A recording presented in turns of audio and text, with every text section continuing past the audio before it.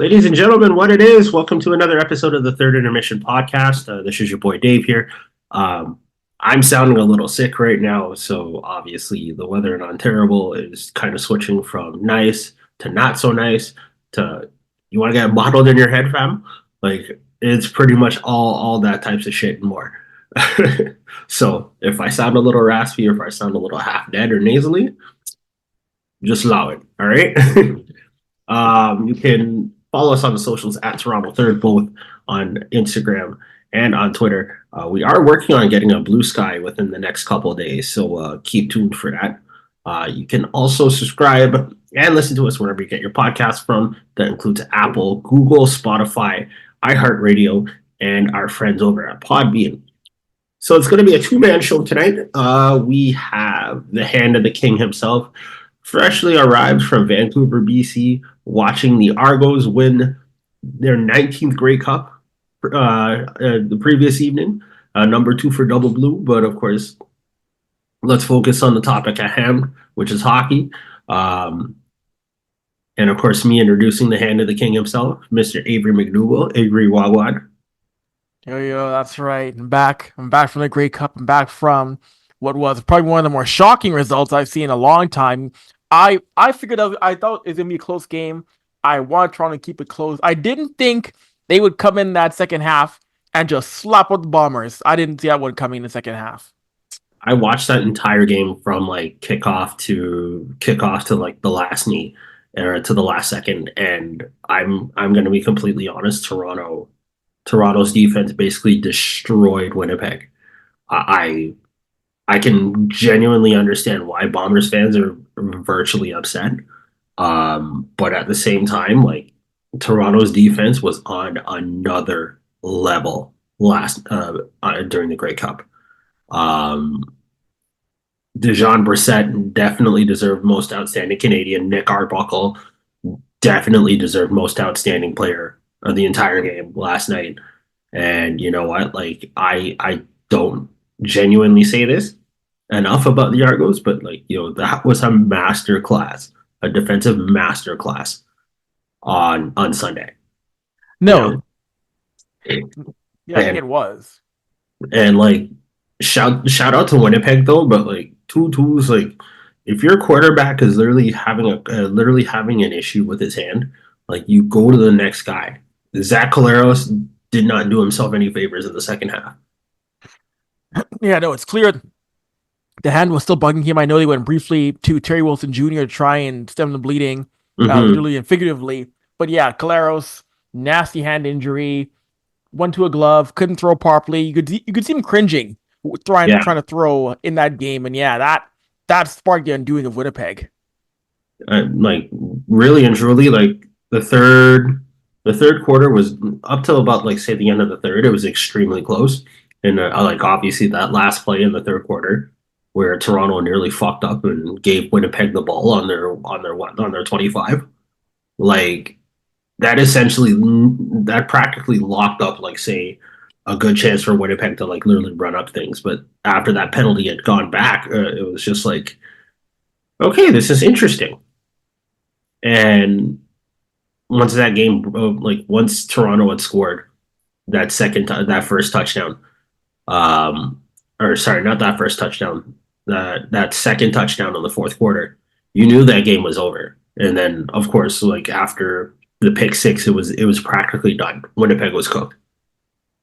Yeah, no, and that was, and credit to the Argonauts coming in, big underdog, playing against a team that had been into the Grey Cup 5 straight years, not backing down, and see Nick Arbuckle get it done. Great story. Was considering retirement this spring. Comes back, gets the win, and let me tell you this, Dave. Post game in the locker room, the suit I wore has got to be dry cleaned now, because not because of I got wet. Like, I avoided most of the champagne, but that thing stinks of cigar smoke, man. That thing reeks of cigar smoke right now. Listen, Toronto mans run deep when we win rings. So, I mean, this is what, like, as an MLSE employee, and folks, we're gonna get to hockey in a minute. I promise. As an MLSE employee, this is this is by far like one of the biggest achievements we've had in a very long time. And I'm not just saying that for the sake of saying it. I'm saying it because like we've had some very pivotal pivotal moments within the last 10 years, basically starting from like 2014, like the start of the We the North era. 2016, Toronto FC makes its first appearance in the MLS Cup.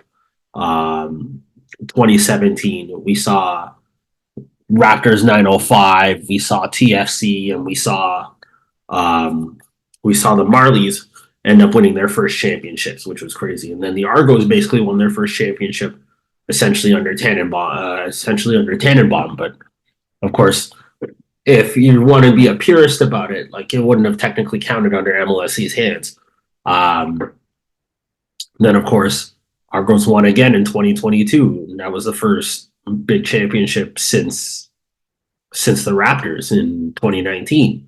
Raptors obviously hands down one of the biggest NBA championship victories in recent memory, outside of like say Boston basically slapping Dallas or Golden State slapping Boston the previous year, and then now it's like with the Argos winning another Grey Cup, it's like essentially every other team, with the exception of the Spectres,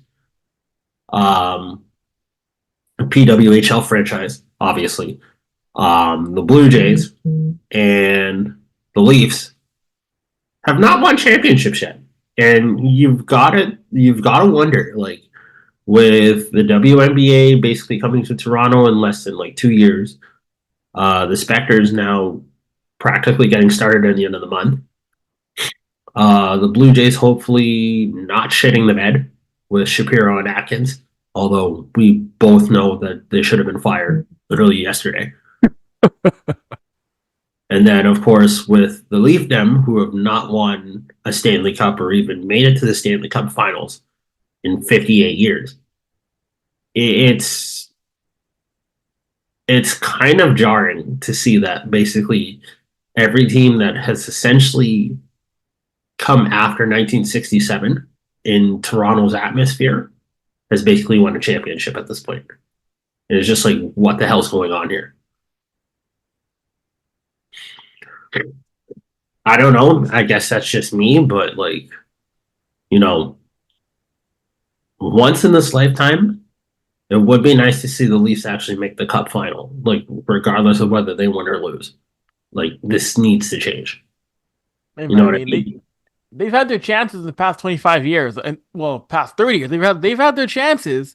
They've had great chances to the Cup final.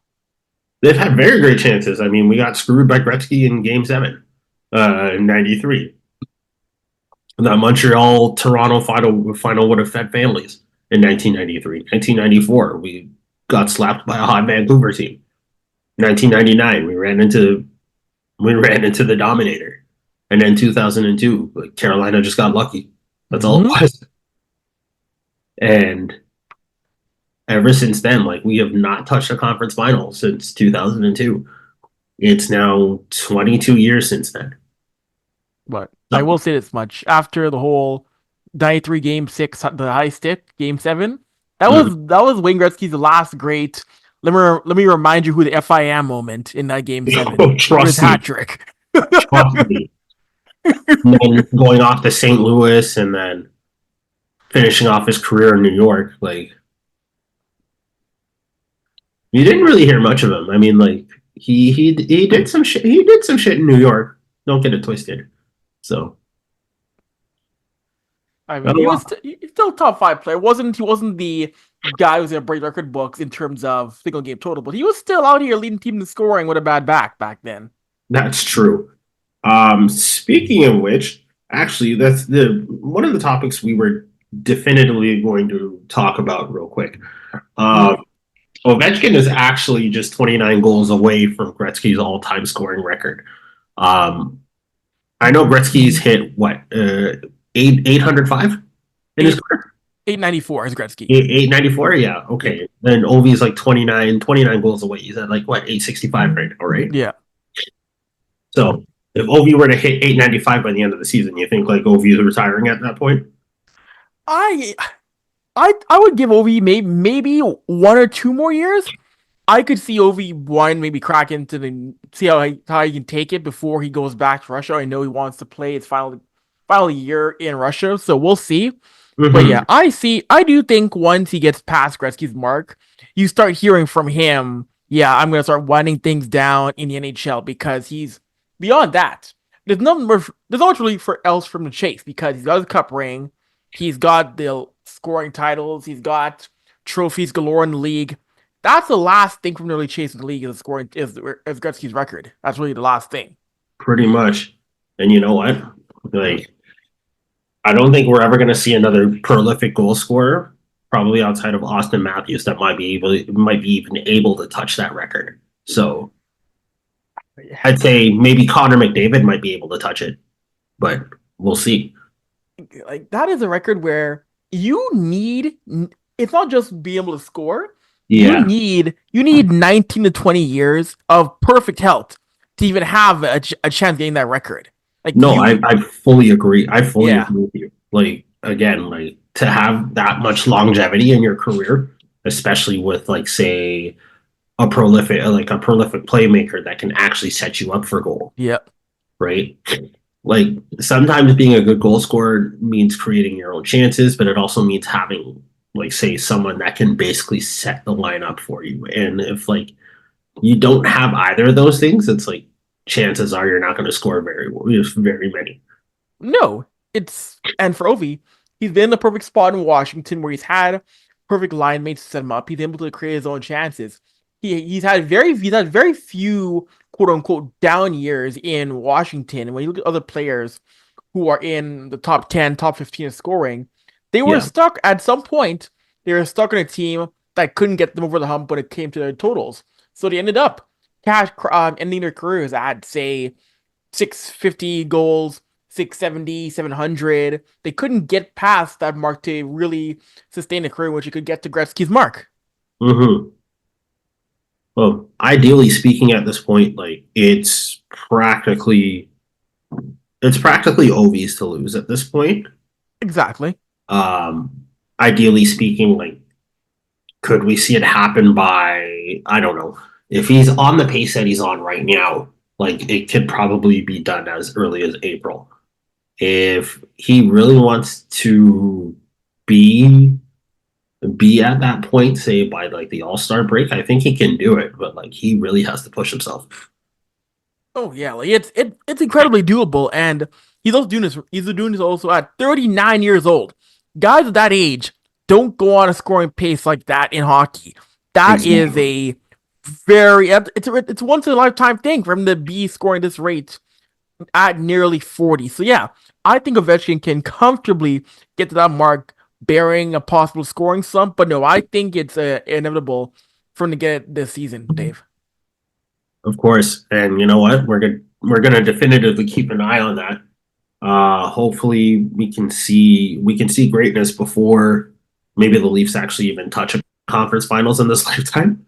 And by this lifetime I mean like say Generation Z, excuse me. Let me get Canadian for a hot minute. Generation Z can actually see a conference final, a Leafs conference final in this lifetime. You know what I mean? I hear you. So let's see how that goes. Obviously, we're keeping an eye on Overwatch right now. Currently, Utah's up 1-0 right now on Washington. So we're gonna keep an eye on that game. We'll probably try and update you before this episode is over.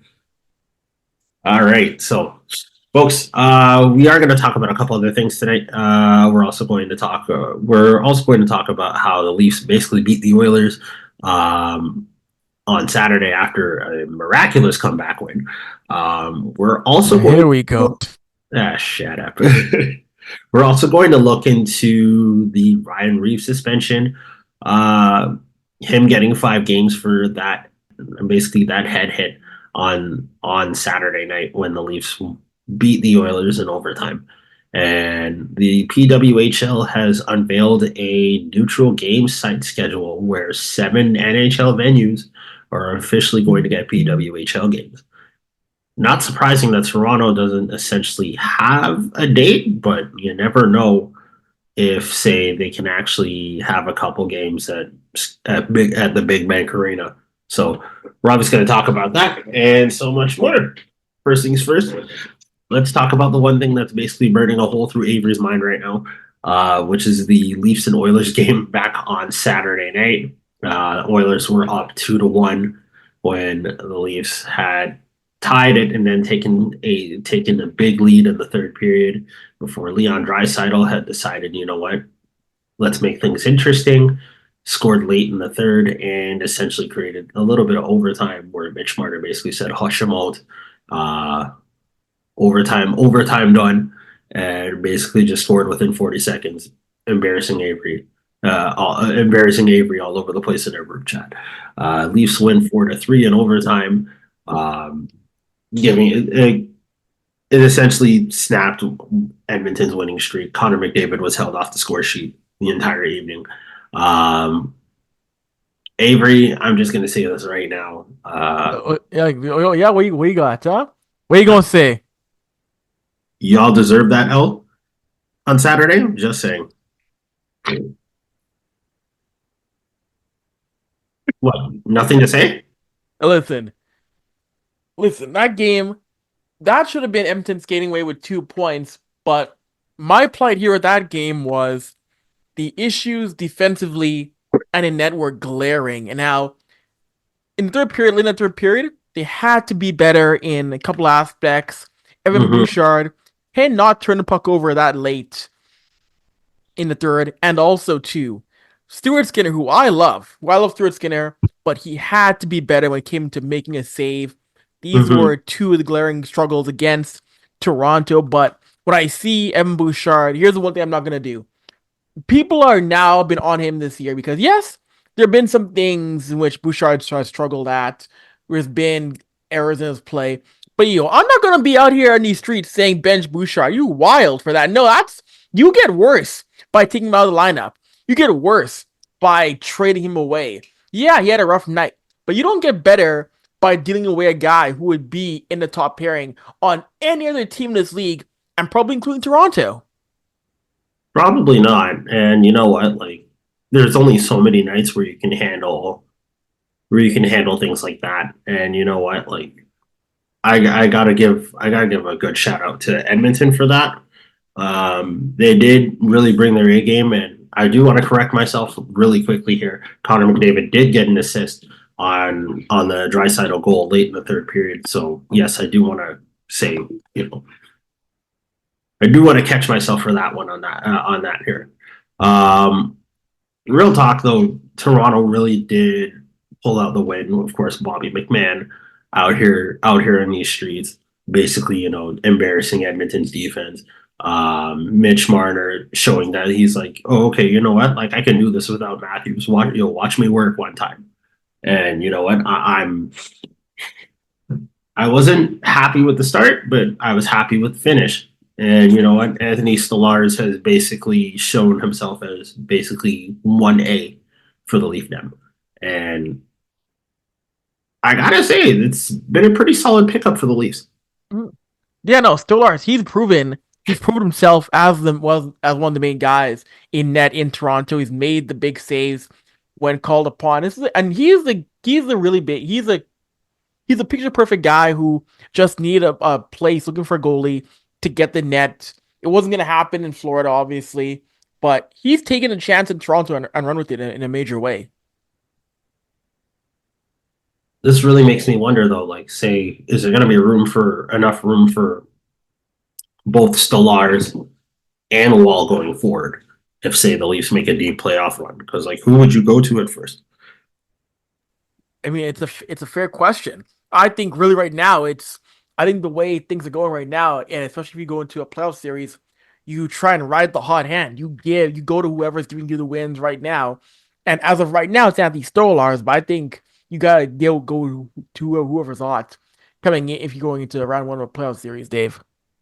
True. And you know what? Like, essentially speaking, Toronto really needs to ride that hot goaltending, but they also need to make sure that, like, they can find ways to work through like gritty games against top tier opponents like Edmonton, New York, say Carolina, for example, and like they cannot falter.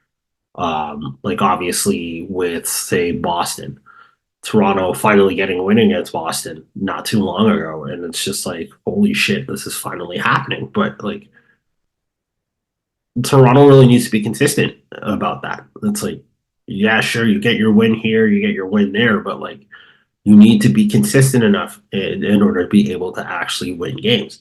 Yes, you do not win the Stanley Cup in October, November, or December, but it really puts you on the path towards getting there, especially when it comes to January, February, March, and obviously April, because the big dance is always like say April, May, and June. And Toronto needs to find a way to like literally lock down at that point. Like Berube is obviously that guy, but like, are these guys sitting on the bench and basically making the starts on the ice? Are these the guys going forward? Because if not, then it's like we have to look at trading Marner. Unfortunately, we have to look at potentially cutting Tavares loose. We have to potentially look at say getting rid of Yarncroc or putting him on long-term injured reserve if he's still considering he's month to month right now. Getting Nick Robertson off the books for a decent return. Potentially flipping a couple defensemen for a better defensive pairing. Like there's so many variables and so many factors that have to go into the situation right now. No, there is quite a bit. I think Robertson you'll find a way to deal him some. I think someone will take a chance on rebuilding him, on jumpstarting him elsewhere in the league. Mm-hmm. Marner's the one where we've heard the rumors about where he might go if he does still get traded. Is it going to be Vegas, Utah? We've heard the different teams, but the more I see Marner in this roster, the more I think to myself, maybe a trade isn't going to happen. Maybe the Leafs say, you know what, we are going to hang on to Marner and try to make it work one more time. But I said before in the show, if this team goes with this core again into the postseason without cutting ties with one of those pieces there from that core of guys who came into the league in 2015, 2016, 2017, then I think again you falter in the postseason, then that again falls firmly in the head of Brendan Shanahan. And it sounds like Brendan is practically on his last leash at this point, especially with MLSC management, because it's like, again, as we previously stated at the top of the episode, we're now heading into year 58 where the Leafs have not touched or even approached the Stanley Cup final. The Leafs have barely made it to... The Leafs have only won essentially two rounds worth of games within the last 58 years, essentially speaking. And it's like the last time they made like a Stanley Cup semi or a conference final, right? Or even won one, like it was when there was only 6 teams in the league. And it's embarrassing to say the least, because it's like, it's like this. It's like you can only go halfway, but then when you get to like say near the top of the mountain, it's like it's either Toronto just slips or they just don't bother at that point. And it's like, what do you do? Like Toronto has about maybe 3-4 years left on the cup, with the 1967 championship still on the Stanley Cup on that last ring. And that ring is set to disappear within like 3-4 years. And it's like, if Toronto's not on that cup, it's like, it's essentially going to be an embarrassment for the franchise. And I know people are steaming, and it's just Leaf fans, but they're steaming because their team's going through a drought, Leaf fans included, other markets, to know that their name might come off the cup. But the Vegas Golden Knights come into the league, year one, in the cup final. 5 years later, cup champions. Exactly. And there's some teams that haven't won a cup in 40 plus years or haven't made the cup final in 50 plus years. But Vegas has 2 cup appearances with 1 cup win and under 10 seasons played. That's absolutely insane. Like, I mean, Florida has 3 appearances in 30 years, and they finally won one last season. Mm-hmm. Say 1993. They made the cup final for the first time in 2016? Nashville came in '99. They won their first cup or no, sorry, let me rephrase that. They made their first cup final in 2017 after getting robbed in Game 6 against Pittsburgh. Sorry, I am mixing up my years. Because Florida came in '93. They won they made it '96, got swept the first time they made the cup final. No, I meant Nashville because like Nashville came in '99. Okay. Yeah, and well, 98. Yeah, similar times over Nashville. Yeah, but yeah, okay, yeah, because like Washington won in 2018. So yeah, I did think I almost mixed up my ears on that one. Sorry, it's a little bit of brain fog with the fucking cold. So yeah. Excuse me, folks. Then you also have St. Louis. St. Louis basically came the year after the Leafs won the cup, and then 50 years later, they finally win their first win. Vancouver's been to 3 cup finals, yet they haven't won one yet. Buffalo's been to 2, and they haven't won one yet. Columbus is nowhere near ready to even make a cup final right now. Winnipeg made it to a conference final, but they lost. Let me put it like this. We almost forgot. Toronto's little brother, Ottawa. They made the cup final and basically embarrassed themselves in 5 games back in 2007. That was a rough series for them. But what I'm saying is this. If everything was engineered so that, say, the remaining 11 teams that have never won a cup go to the cup final, it would essentially put the Leafs in a position where all 29 teams have essentially, let me rephrase that. Including Utah. So it'd be about 12 teams right now. If every single one of those teams had won a Stanley Cup within like the next 12 years, it would essentially look embarrassing not only for the league, but also for the Leafs entirely. One of the most storied franchises in NHL history essentially does not win a Stanley Cup within 70 years. And every single team, all 31 teams with the exception of the Leafs, have essentially won a Stanley Cup since 1967. That would be absolutely embarrassing for the Leafs franchise. But I don't know. Like, I'm just a black man with a college education and a passion for hockey, so it is what it is at this point. I doubt that's ever going to happen, but Avery, do you ever see that happening in this lifetime? If he hasn't died off already. Oh, looks like I'm by myself. I'm here. No, I'm here. Okay. Let's say no. Yeah, no. I don't see all those teams winning, but I could see a couple of those teams get into a cup final. But there's gonna be the juggernauts who are still gonna be in that cup final. But I could see a couple of those teams you mentioned making it to a cup final before the decade's over. But yeah, I think a lot of people in Leafs Nation would probably scream if, say, for example, Utah won a cup before them. I mean, like, I wouldn't have minded a Phoenix Stanley Cup at one point or another. You know what I mean? Like, don't get me wrong. Like that Coyotes logo would have been beautiful on a Stanley Cup run. No questions asked. But unfortunately, they screwed that up, and now look where we are in that situation. They're in Utah now. So, fuck. Telling you, man, twisted times out here. All right, we're gonna shift gears a little bit here. In keeping with the Leafs and Oilers game on Saturday, of course, it wasn't all great news for the Leafs as Ryan Reaves was ejected for a match penalty on Saturday night as he hit Edmonton's Darnell Nurse in the head. During the second period, he was assessed a match penalty and essentially ejected from the game. Had a hearing on Sunday, and he has now been banned 5 games. This is his 4th suspension in his career, and he will forfeit $35,000. He will be eligible to come back as of December the 4th. Avery, I'm going to let you take this one for a little bit. Mm-hmm.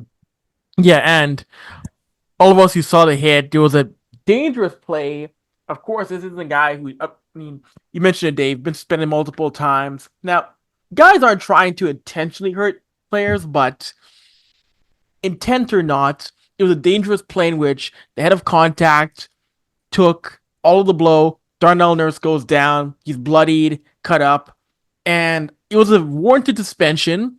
But I feel that 5 was low. I said on Twitter that we should be starting in double digits when guys get hit in the head like that, because Mm-hmm.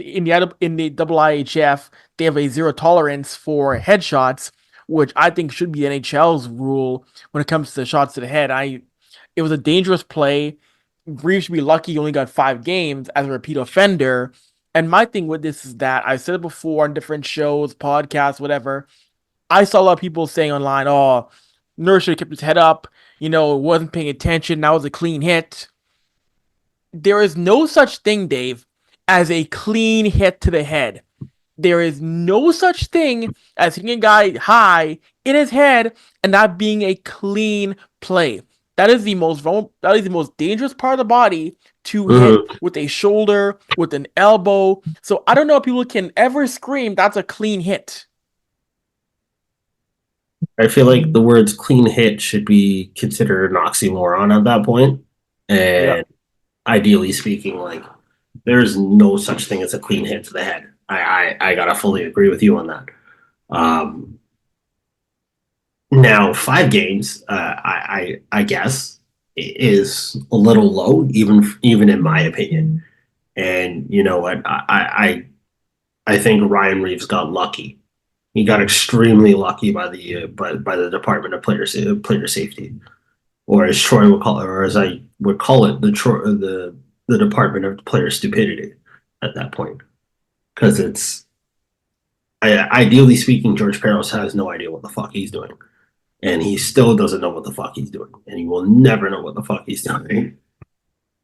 But Ryan escaped with just 5 games. Like, had it been much worse, like sure, it would have been in the double digits. It would have at least been 20 games at that point. And I felt like it would have been warranted for that. Sure, I would have been angry, but like, you know what? Like, it's a hit to the head at this point. Homeboy was bleeding on the ice. Yeah, And like, what? Didn't Darnell have to get a few stitches that night? he did. Yep. So that makes it even worse. Like, I mean, how is it that, say, for a hit that devastating, it's like you only get 5 games? That makes no sense to me. No, yeah, it is a thing where you're right. You're right, Dave. Reed should be very lucky that he only got 5 games for that, for charging in on Darnell, hitting him in the head and cutting him on that fall. And that's where the league is gonna have to figure out with the PA how to adjust this rule, because that should be that should be all around the NHL. That should be seen when it comes to hits at the biggest no-no. That and hits from behind. Those two should be seen as the biggest no-nos. And if you do it, the book will be thrown at you swiftly. You see, this is what I miss in having Shanahan in the Department of Player Safety, because at least He didn't mess around.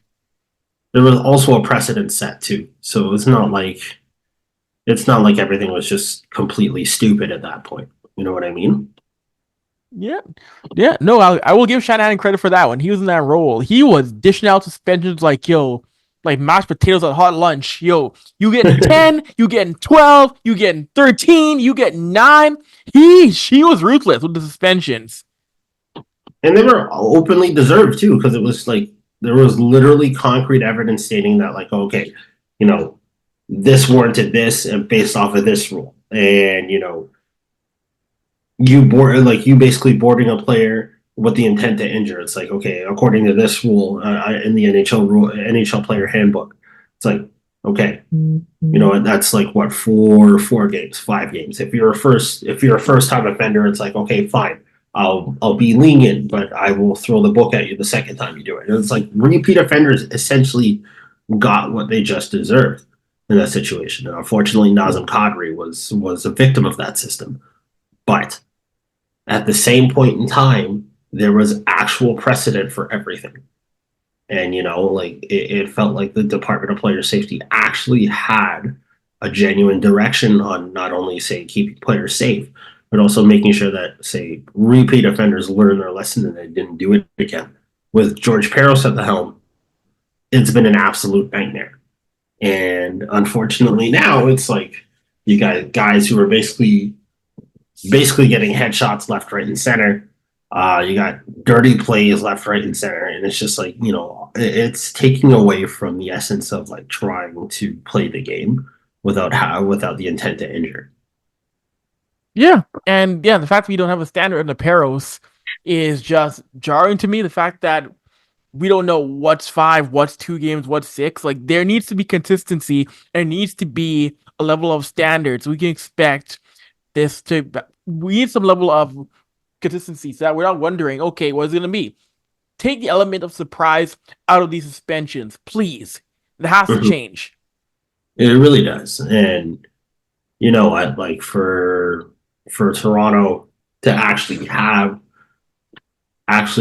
like, say, the ability to escape with just under 10-digit games or under double-digit games for Ryan Reaves alone, like that's nothing short of miraculous. And that's just basically us like circumventing the system. But ideally speaking, Toronto got lucky that their enforcer is not basically gone for practically like maybe a good quarter of the season. Like, if this were, say, 20 years ago, a hit to the head like that would at least warrant 25 games. If it were under Shanahan, and considering this is his 4th offense, like, Ryan would probably be out at least 30 games, if not, say, 35 at that point, Yeah, so very lucky he escaped. Well, a lot worse, because that could have, any other guy besides Peros could have given him far more. Agreed. And ideally speaking, like I said, the Department of Player Stupidity, the Director of Player Stupidity is just literally running the NHL's, like, say, suspensions and punishments division into the fucking ground. And again, we got to say this right now: George Peros needs to resign. We need someone competent at the helm for that. And I gotta say too, one of my last points on this, Dave, is the people who like to scream about this. Well, this isn't basketball. This isn't ballet. This is hockey. This is a tough man sport. That's a blatantly illegal hit. What are you screaming soft for? That hit is illegal. It's been illegal for quite some time now in the game. But you want to come out here and scream, it isn't two-hand touch football, it's hockey. Shut up. Honestly, a swift box in the face will be great for anybody and everybody at a certain point. So, it is what it is. Okay, last but not least, we are going to talk about the PWHL, or the PW, as it's been affectionately called. We've just recently learned that the Women's Hockey League has officially unveiled 7 different cities for neutral game sites. Now, of course, this happened last season when the PWHL was in its inaugural season, and it managed to take over a few cities. Of course, Detroit being one, Toronto having the biggest game on hand, and then Montreal eclipsing that, and then Colorado did the same. And it was just an absolute vibe, not only for the Battle of Bay Street, but also just for some of the other neutral NHL venues included. And this has sparked some debate as to whether or not, say, this could potentially be a testing point for potential cities for the PWHL to expand to. Right now, we have 7 cities that are essentially designated neutral game sites, starting as of January 5th. And we have found out that these 9 games will be played in the following cities. In the United States, we have Buffalo, New York, Denver, Colorado, Detroit, Michigan, once again, Raleigh, North Carolina, St. Louis, Missouri, and Seattle, Washington. And in Canada, we actually have 2 stops: Quebec City, Quebec, and Vancouver, British Columbia. First game will be Sunday, January the 5th in Seattle, which is going to be between Montreal and Boston. Montreal and Toronto will play in Vancouver on Wednesday, January the 8th. Montreal and Minnesota will be in Denver at Ball Arena on Sunday, January the 12th. Ottawa and Montreal will be in Quebec City on the 19th. Boston will take on New York at the KeyBank Center, February 23rd. March 7th, we'll see Ottawa and Minnesota at the Lenovo Center in Raleigh, North Carolina. Little Caesars will once again host a game March 16th for the second year in a row. This time they'll have Minnesota and New York. And finally, at the Enterprise Center on March the 29th, Ottawa will take on Boston. One of the other games is to be announced on February the 16th, so that is between Toronto and Ottawa. They're trying to figure out who is going to have that particular stop, but they will take a look into that. Avery, what do we think about this? I'm overjoyed in terms of these 9 neutral site games. And I think that I love the fact that, one, they're going west. I love the fact that they're going to be in Seattle, Denver, Vancouver, and for a long time we've wanted to see in the PWHL, before that the PHF, we wanted more Western games, Western coverage. And so it's great to see that Vancouver and Seattle are going to be test markets in terms of a future possibly for the PW. But also, there's a lot of great cities in the mix here that have been dying for women's hockey. Again, I mean, you got Buffalo. People want Buffalo. People want the Buffalo Buttes to return to pro hockey. And I like the fact you're going to go to Quebec. I could see that potentially being a market that could spawn off a Battle of Quebec series against Montreal if they do go there. So I like to see this league testing out their fan base and seeing where they could go next. Personally, I don't think they're ready to expand west just quite yet. But personally, I could see next year the two teams being, say, out of these markets that are listed are going to have games, I could see them going to, say, Buffalo and Quebec City out of these ones here. I think those are my choices for the next 2 markets coming to the PW. And I don't know if you saw or not, Dave, but after next year, the league is going to explore the idea of expansion of neutral site games in Europe. So after this year, 25-26, the Takeover Tour could be headed to Europe. I'm going to respectfully disagree with you on one particular aspect about this. Yes. The Takeover Tour should not go to Europe until they do a stint in Texas, California, Florida, and like, say, a couple other Western cities. Like, for example, like Portland, Oregon, at least. What else would there be? Like, say, Utah, Salt Lake City, Utah. And obviously they need to do a game in Edmonton, Alberta, or Calgary, Alberta, at least. Yeah. They should. That's fair, though. Yeah, they should also be doing another game within the Eastern Conference, like, say, within Washington, D.C., at least. Like, there's at least 5, if not 6 cities alone that definitively deserve, say, a chance to see women's hockey right then and there. LA is like one of the biggest markets in the world. Or, sorry, let me rephrase that. LA is essentially like only the second biggest market in North America and one of the biggest markets in the world. And the fact that you're denying women's hockey out there in essentially a state where women's sports is king down there. Women's sports is royalty, excuse me. Why would you deny LA the chance to actually, have an opportunity to see that? You know what I mean? Yeah, well, it's not confirmed yet, though, so maybe things do change as they're still exploring the idea of going to Europe. So maybe they do have 2 tours. Maybe there is a separate tour for the teams to play in North America again next year and in Europe. I mean, that would be tough for travel, but we'll see because it's not confirmed yet. But you do have some good points. How I would love to see PW games, in Edmonton, in Calgary. You mentioned Portland, LA, Las Vegas. Las Vegas should be another market. Yes, Las Vegas too. With the PW, gets a PW game. Because it's like, what? The Las Vegas Aces are one of the most popular teams in the WNBA alone. And it's like, what better way to, I guess, complement that with an actual hockey team with playing the same, playing women's Like at hockey the in Las same Vegas. time, but like literally within like the same realm, you know? Like that's already a match made in heaven right there. Like obviously there are other markets that the PWHL really need to expand into. Having a team in Dallas, Texas, or Houston, Texas would be significant because, like, if you can make women's hockey work in Texas, you can make it work anywhere. Yeah. And you know what? Like, I feel like the great state of Texas definitively deserves a shot at that as well. No, and another one that the PHF had games in before, Arizona. There was a culture of women's hockey in Arizona that's been there.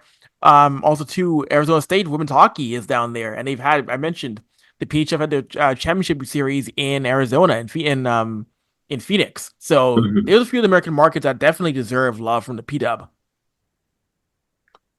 That said, I do like the fact that, say, Detroit's getting a second game again. I feel like it's not a matter of if, but when Detroit essentially gets the call to say, like, hey, congratulations, you get an expansion franchise next year.